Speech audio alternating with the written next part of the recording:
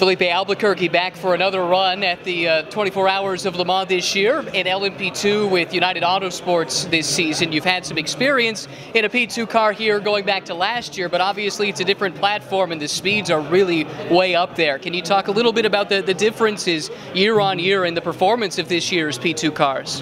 I mean, it's a big step, to be honest. Driving-wise, I was expecting to be kind of similar, the reference points and everything, but actually it's not.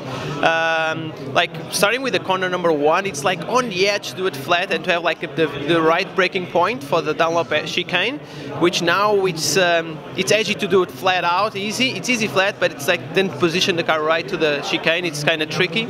And then as well, the track improved a little bit, but let's say Indianapolis now, like, you know, the right kink to brake after that, which with the one before it was kind of there to break it after, but now I tried to do it, but I could keep seeing the wall on the left side because the car goes so quick. I mean, we are kind of like 20 kilometers per hour quicker at least, and at least at the test we did already. The best lap time was at 3:28, which the best lap time before was at 3:36 ideal conditions, and normally was 3:40.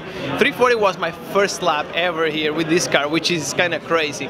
So it's good fun because we can easier pass the GTs, which is fantastic, and I think we're going to have a good fight with the LMP1s, especially with the bicolors one. It's going to be interesting, and the LMP1s, they don't pass us as easy on the top speed because we are the same. So we know when they are approaching, we know that they will not be able to pass because then they have to do the fuel saving, and we know that the top speed will keep increasing, and it's more or less there. That's something I wanted to ask about, the increase in top line speed for the P2 cars relative to the P1 cars.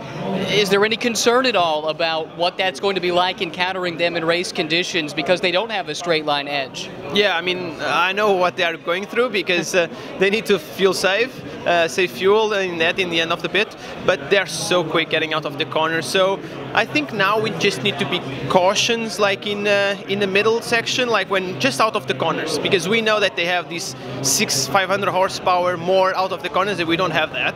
But from middle straight on, we know if they just caught us until recently, like 2 car length, they will stay there.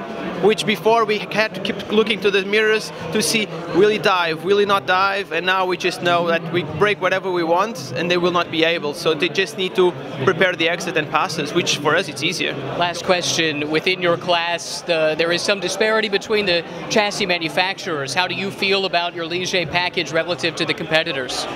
Yeah, so far we need to see by the lap times. It's Albuquerque did a very good job, and I hope that they are spot on with the setup in the pre-test. In the Ligier, I can talk by my own as only. We know we can improve. Let's see if this improvement is as big as we hope, and let's hope that the records stay there, so we just close down the gap. But yeah, it's never easy, and everyone was waiting for this moment to see where is everyone setting back, and we could see the Dallara with amazing top speed, which impressed everyone, but then they are not as quick on the corners, so for sure they have been looking maybe for downforce for the corners. So it's going to be interesting to see how it is, the pattern now after 1 week analyzing data from everyone, and if we can all close the gap to the Albuquerque, or if they can keep the gap and maybe have a safe race, because they put like 13 cars in the top, and we see. But you know, I came over here to Le Mans before with always with the goal to win, with the car to win, and I always had problems, and I never won, and I was kind of far. In the end, if you see the result, was kind of far. But both times before I had problems with LMP1, I was second. So it means that it's very important to stay out of problems, stay out of, especially this year, as we could see in Daytona, in Sebring, and many races, that there is still liability problems with these cars all around. So it's important to stay safe.